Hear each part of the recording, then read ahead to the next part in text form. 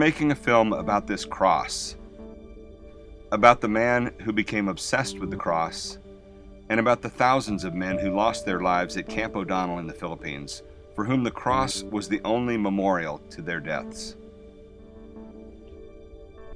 The man was my father. He ended World War II with the feeling of a need to tell the story of what he had experienced at the site of the cross. It's the story of Camp O'Donnell, which became the camp of death for the beleaguered survivors of the Bataan Death March. At the start of World War II, he was a young officer having recently graduated from West Point. At Camp O'Donnell, he was placed in charge of gathering the names of every American prisoner. He, more than anyone else, looked into the eyes of each man in the camp, wrote down their names, and eventually recorded their deaths. He did this for the more than 1,500 Americans who died from disease, starvation, and execution, and were then dumped unceremoniously into mass graves. The death rate hit over 500 a day, and the burials were so behind that here we have skeletons carrying skeletons.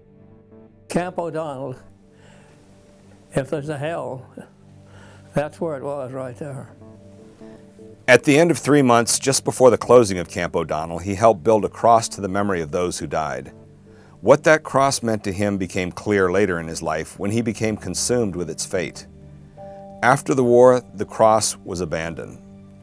Throughout the 40s, 50s, 60s, and 70s, it sat neglected out in a field.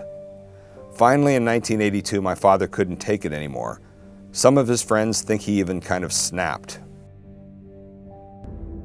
He became consumed with his war experiences.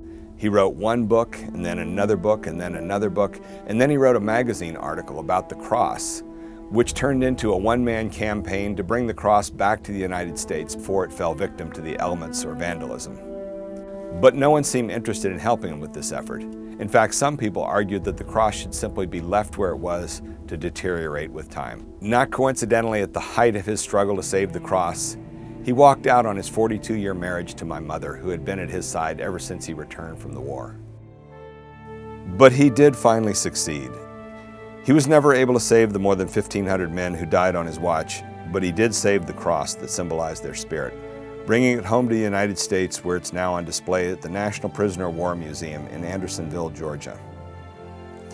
The film we're now making tells the story of Camp O'Donnell through the experiences of this one man whose life was consumed by what he had gone through, and through the voices of the last survivors of the horrors that were Camp O'Donnell.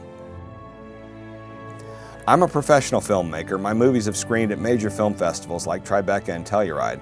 Our production offices are based at Raleigh Studios in Hollywood, California.